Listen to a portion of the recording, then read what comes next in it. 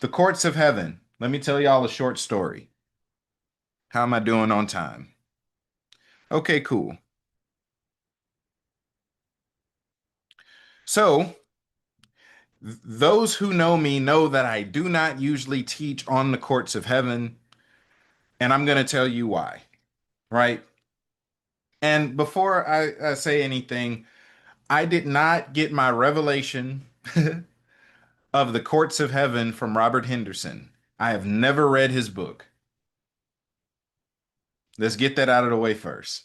I'm not saying his book is good or bad. I've never read it. I've never learned from Robert Henderson. I've never listened to a message. I got this from my own encounters. Any parallels are just accuracy. I didn't get this from him. So one day, and this was maybe 2 or 3 years ago, Yeshua appeared in my room, or we met while I was in prayer, while we were in the spirit, and he said, "Let me show you something." And he took me on a tour, on a field trip, showing me about 90 different courts in heaven. And he didn't teach me everything about each court, but he gave me a brief introduction into about 90 different courts. And he said, after we had finished, I'm obviously overwhelmed because we just went to 90 different places. And he says, "Now I can teach you how to operate in all of these heavens, all 90 of these plus some more. There's more than these." He said, "I can teach you how to operate in all of these, or I can show you how to operate how I do." And I've learned, as other people who are intimate with Elohim have learned, that when they give you an either or, the either or is the better one. The other thing is the better of the two. So I said, "All right, show me how you operate." Because truth be told, the courts of heaven get highly misused. And though I've never read any of Robert Henderson's books, I've never read it, never heard his messages, I've been around people who have. And I'm not blaming him because I don't know what's in his book, but a problem that people face is that they try to engage heaven and heavenly structures from a Christian mindset, from a religious mindset. So when people are accessing the courts, all they're doing is praying as if they're in court. And it has people thinking that they're constantly under accusation in the mobile court. Again, I can't blame him because I don't even know what he wrote in his book. I just know that a lot of people that talk about his book have the same type of crazy going on. And that's no fault to him. Again, that's just the way people are. When you release a book, you don't have control over who buys it or what they do with what you taught, right? Methodism today is completely different than what it was when John Wesley was alive. The charismatic movement is completely different today than what it was when Kenneth Hagin was alive.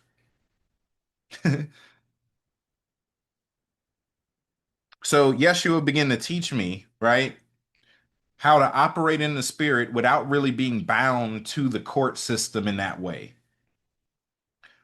A funny comparison is that there's one of the courts, and let's go over to the chart. I made this chart myself, and it was by complete accident that the layout kind of looks like the Star of David. But one of those courts, which is called the mobile court, is the one you hear a lot of people talk about because it deals with the accusations of Satan against you, which cause issues in people's life. They can if it's actually happening. And that is a real thing that can happen. The problem is that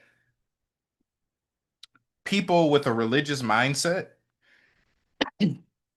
who are always under attack, even if they're not under attack, take something as innocent as the mobile court and they apply it to their broken consciousness around their own importance, right? And I've gone on record saying this, it might sound rude. Most people, especially Christians, aren't doing enough good in the world to be under attack. Y'all ain't doing enough. Y'all aren't under that much warfare. Most of what y'all call warfare is the consequences of actions, or it's areas that you want control in that you shouldn't. Most of the time, there are areas where actual demonic stuff is happening, demonic oppression, demonic suppression, demonic possession, right? All of these different areas that is real, right? That's why I'm doing a spiritual warfare and deliverance course. I believe in that stuff, but you have to change your consciousness around it. Otherwise, you taint what's pure. Like the Bible says, don't cast your pearls before swine lest they trample it, right? So let's just say the courts of heaven is one of those things that I've seen get trampled. And then even after, so it didn't help that Yeshua told me that it wasn't mandatory to.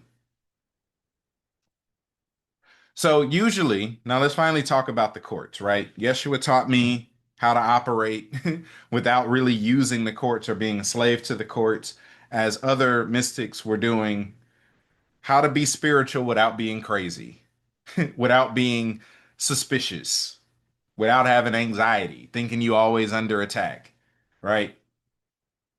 And that's pretty much what I've been teaching.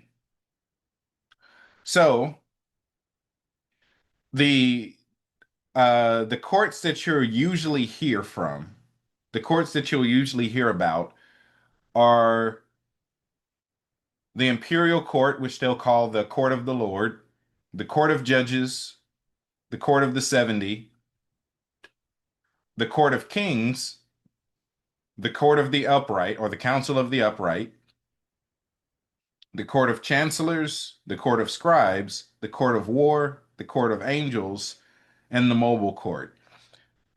There's much more than this, but I can't fit 90 courts on one thing. That's not going to work.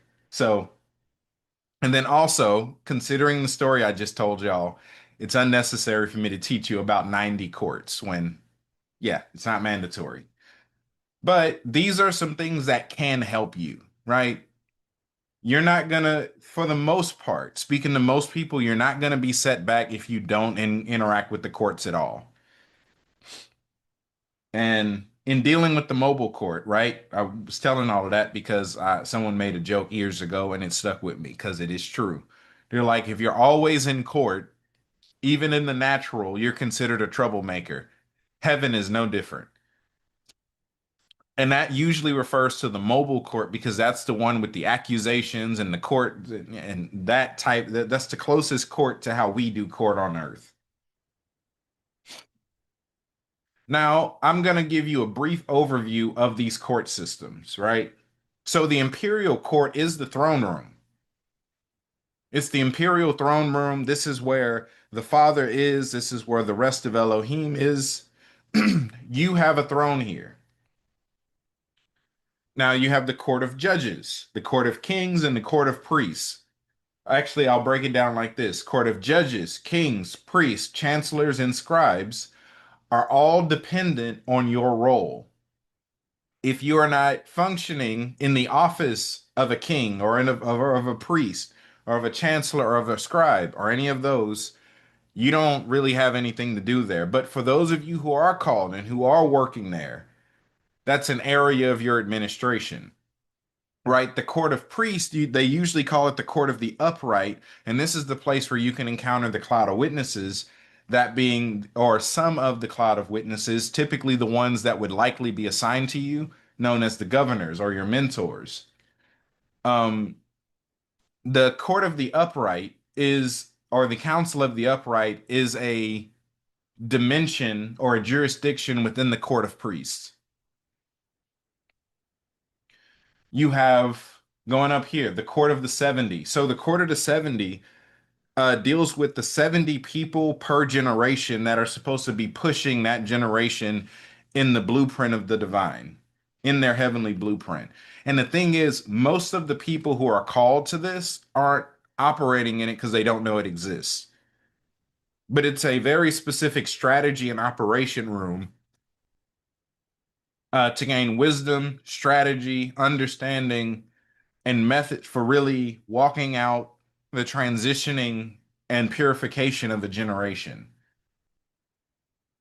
And 70, right, isn't actually a limited number. It's more so a dimension of operation. You could even call that the court of seers if you want to.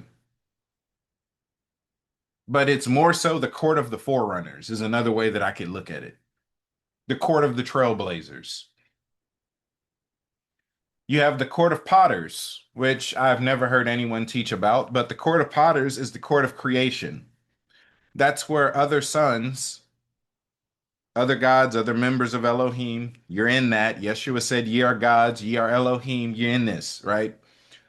This is where you create beings. This is where you create animals. This is where you bring about whatever's being created is created here. New creations, new inventions, new ideas. This is the place where you use creativity to actually bring things into manifestation. The court of silence is a place of complete silence and meditation. It's the place of stillness. It could also be called the court of stillness. Yikes. So you have the court of lords. This is a place of everyone who functions in their priest, not in their priest dimension, but in their uh, prince dimension, in their princehood, right? Those of you who function as a lord.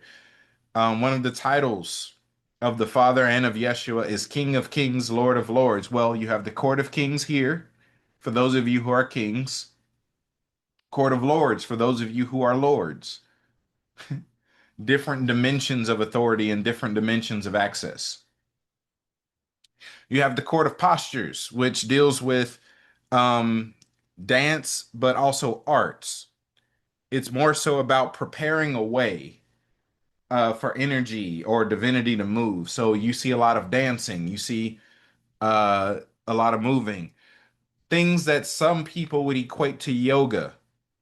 Not saying yoga is good or bad right now, separate topic, but this is one of the places where you'll see stuff like that. People moving in different ways in order to bring about certain things or unlock certain things within the soul or within the body. The court of wailing. This is a place of travailing. This is not a bad thing. Travailing is the process of birthing a vision. So you could also call it the court of intercessors if you want to. It's an intense birthing chamber for the most part, where the people who are gathered there are actively taking on the burden of a heavenly reality and pushing it into the lower realms.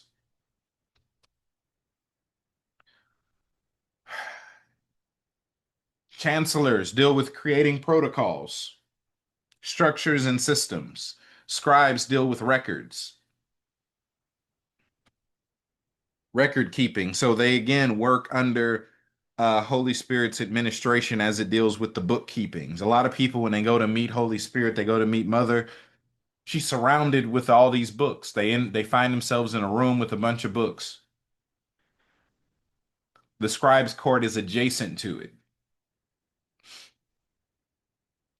You have the court of war, which is exactly for what it sounds like, strategies for war,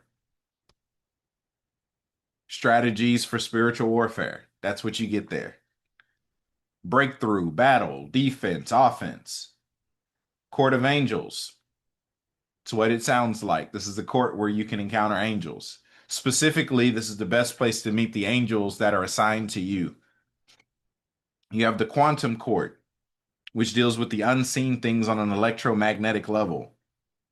It's in and through all things. This is, to a degree, what the Kemites call the duat.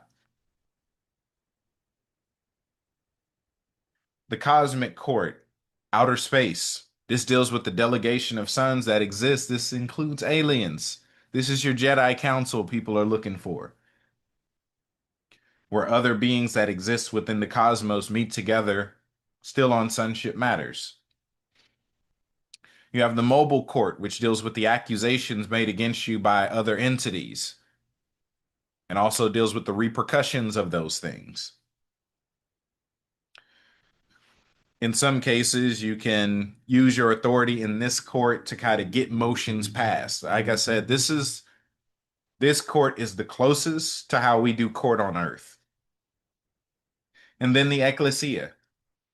The ecclesia is a physical manifestation or a physical connection to the divine council, which is the place where where all of Elohim meets together to argue and discuss what's going to happen in creation. I've often taught that Yeshua coming down to earth was on an awakening mission, coming to wake up the other sons of God. He was after his brothers and sisters. He didn't come to show you the all that man could be, but the bare minimum of what a son is. So part of that was him awakening humanity. John 14:12 through 14. If you believe in me and the works that I do, those same works shall you do. Even greater works than these shall you do because I go to the Father. He sees humanity better than humanity sees itself. Yeshua's main ad, his evangelism was you inside out. He was showing us what we actually are and trying to convince us to be that. This is further evident by the fact that every time he rebuked his disciples, for the most part, right? Most of the time when he rebuked his disciples, it was because of them not doing something that he knew that they could do. He rebuked them when they woke him up out of his sleep to deal with bad weather. He called them faithless. He says, y'all should know how to handle this by now. He gets off the Mount of Transfiguration, comes down, and they're struggling to cast out a demon. He fusses at them. He says, how long am I going to be dealing with y'all like this? He expected more out of them. He's like, I'm telling you and I'm showing you what you actually are every day, and you're not getting it. So, in the spirit, there's this thing called the divine council. The Canaanites called it the Council of El, the family of El. Check out my seminar that I did, The Empire of El. I talk about it there too.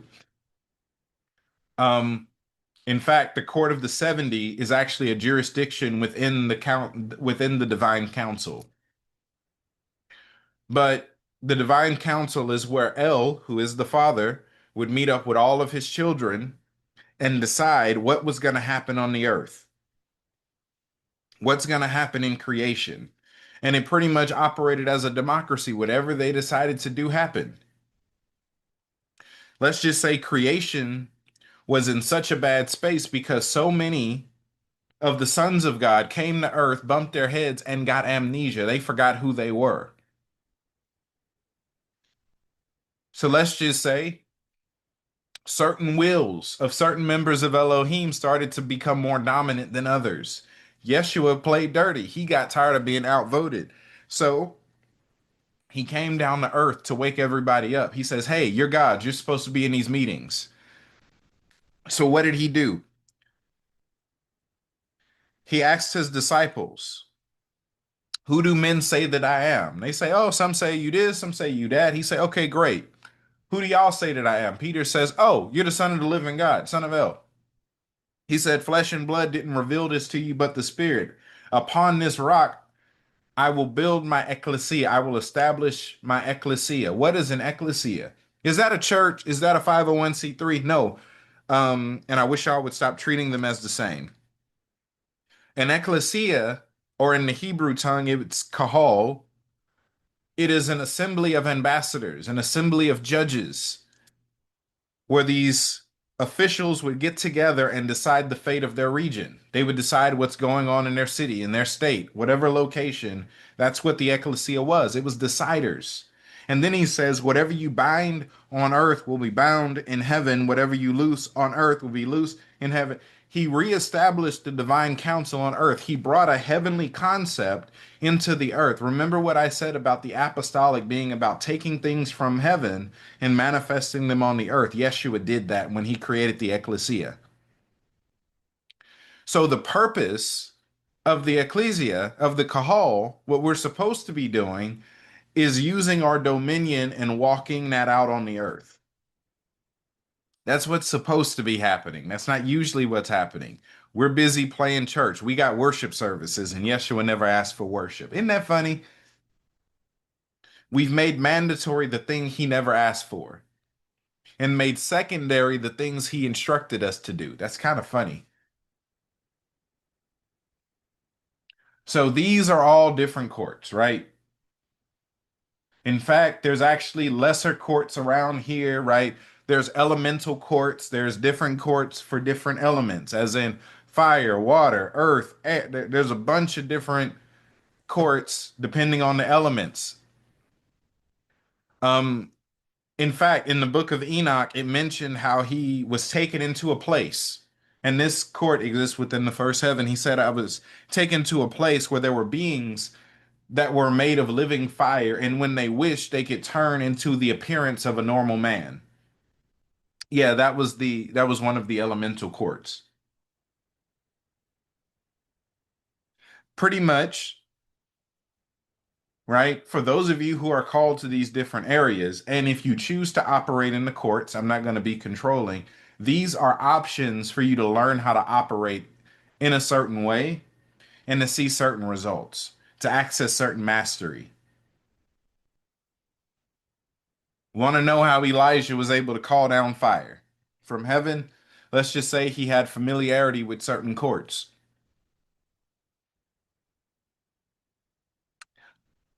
All right. So first, I'll say thank you, right? This is pretty much the end, and we're going to go into questions.